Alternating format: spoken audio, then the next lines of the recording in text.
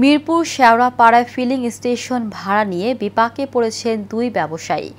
স্বেচ্ছাচারিতা চুক্তির মেয়াদ শেষ হওয়ার আগেই উচ্ছেদের চেষ্টা, স্টেশনে কর্মরত শ্রমিকদের উপর হামলা ভাঙচুর সহ নানা অভিযোগ ফিলিং স্টেশনটির মালিক হাসান উদ্দিন আহমেদের বিরুদ্ধে। ভুক্তভোগী ব্যবসায়ীরা হাসানের স্বেচ্ছাচারিতা থেকে বাঁচতে আদালতে মামলা করেও রেহাই পাননি। ফরিদ আহমেদ নয়নের রিপোর্ট, জানাচ্ছেন শেখ ফাহিম। রাজধানীর মিরপুরের একটি ফিলিং স্টেশন ভাড়া নেন দুই ব্যবসায়ী হৃদয় দেওয়ান ও মোহাম্মদ জিয়াউর হোসেন। সবকিছু ভালোই চলছিল এতদিন। হঠাৎ স্টেশনটির মালিক হাসান উদ্দিন আহমেদ চুক্তির মেয়াদ শেষ হওয়ার আগেই তাদের উচ্ছেদের জন্য চাপ দিতে থাকেন। বিভিন্নভাবে ভয়ভীতি দেখিয়ে কাজ না হওয়ায় স্টেশনে কর্মরত শ্রমিকদের উপর হামলা ও ভাঙচুর করা হয়।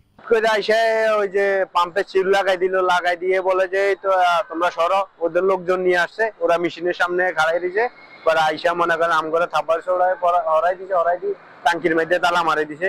মাইরা দিয়ে এরপরে ম্যানেজাররা মনে করেন অফিসে যাইয়া ওরা বাইর করে আনছে, তাই না বাইর করে ওরা টাকা পয়সা নিয়ে বাইর করে দিছে। তাদের অপারেটররা 3 জন এখানে ডিউটি করতেছে, তারা সেই রাইতে এসে তাদের উপর অত্যাচার হামলা চালায়। শুরুর দিকে যখন প্রথম ম্যানেজার পরিবর্তন হইলো তখন থেকেই মূলত এই সমস্যার সৃষ্টি। তারপরে দেখা গেছে তাদের ভিতরে কি কোন সরাসরি তো আমরা বলতে পারবো না, সাধারণ অপারেটর, ঠিক আছে, তারপর থেকেই ঝামেলাগুলো আর কি একের পর এক করে আসতেছে। এমন পরিস্থিতিতে আইনের আশ্রয় নিয়েছেন ভুক্তভোগী ভাড়াটিয়া। বিজ্ঞ আদালতে দিয়েছেন মামলা, আদালতের কাছে পরিশোধ করছেন চুক্তিমতো ভাড়া। ইতিমধ্যে তাদের অত্যাচারে নির্যাতনে আমাদের যেসব ছেলেরা বা কর্মচারীরা এখানে থাকে, এখানেই রাত যাপন করে, তারা ইনসিকিউর ফিল করে, কখন যেন আক্রমণ করে, কখন যেন মেরে ফেলে, কখন যেন লুট করে, আগুন দেয়।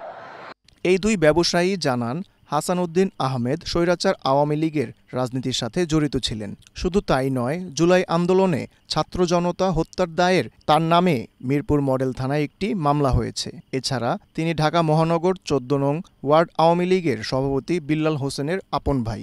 এ বিষয়ে জানতে একাধিকবার হাসান উদ্দিনের মুঠোফোনে যোগাযোগের চেষ্টা করা হলেও তিনি রিসিভ করেননি। Sheikh Fahim, Asian television.